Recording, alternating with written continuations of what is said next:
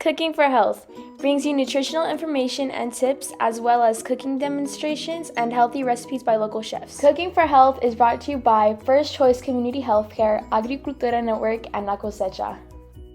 Special thanks to Blue Cross Blue Shield of New Mexico for funding this project.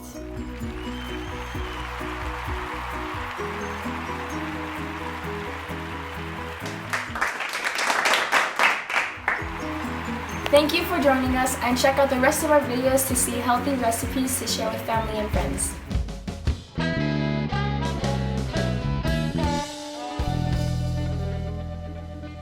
Hello everyone, I am your special guest today. My name is Cruz Dimas. I am a physical education major at Eastern New Mexico University. So today I have you guys a super quick and easy and healthy protein-packed oatmeal bar recipe. So these are our ingredients, as you can see on your screen. This recipe is obviously for our plant-based and for our protein month. So we have oatmeal, we have vanilla extract, we have peanuts. You can go ahead and substitute these for any sort of nuts that you like, walnuts, cashews, anything would be fine. It's all personal preference. We also have peanut butter, we have 2 bananas, and we have an optional source of protein, which is protein powder. Now I'm going to go ahead and show you guys this brand of protein powder. It is organic protein. I like this protein powder because it is plant-based. This is going to be a very good protein powder if you are vegan and if you're trying to eat plant-based. If you can't be eating a lot of meat, this is going to be a great replacement for that. So we're going to go ahead and just look real quick at these statistics, these nutrition facts here. And there are 150 calories per serving with 21 grams of protein per serving. And if you guys want to go ahead and look at the ingredients, they are all pretty clean ingredients. As you can see, they are all organic ingredients as well. So because of that, I am going to actually use this in today's recipe. And to go off of that, peanut butter is also very high in protein. There is also some protein in oatmeal. So let's get right to it. So first, we're going to go ahead and get our dish ready. This is a standard glass pan. We are going to go ahead and preheat our oven to 350 degrees Fahrenheit and get this pan ready. This can be a metal pan. This is just completely your choice. And put it with parchment paper at the bottom. So now that our oven is preheating, we are going to want to put the bananas in any sort of bowl. Obviously, for this sort of thing, more ripe bananas will be better, as we are going to be mashing them. You can go ahead and use a fork, you can go ahead and use a potato smasher, and you're just going to want to mash these bananas until they have a very gooey consistency.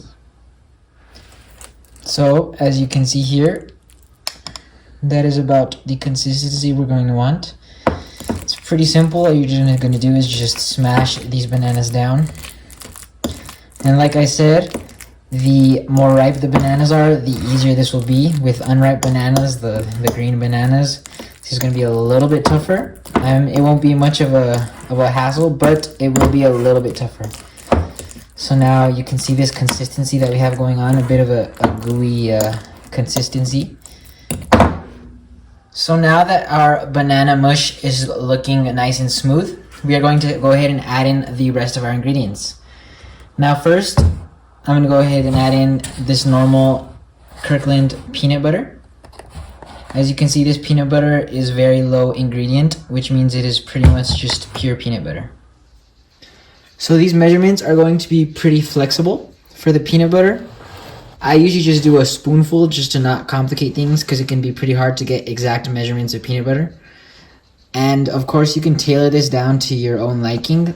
If you like peanut butter, you can always add in, who knows, maybe 2 scoops if you're feeling like a little silly. So we are also going to go ahead and add in about 1/3 cup of oats.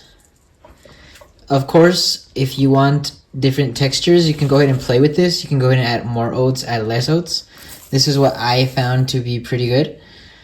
You can even add a little more and it's not going to do damage. Like I said, this is pretty flexible recipe.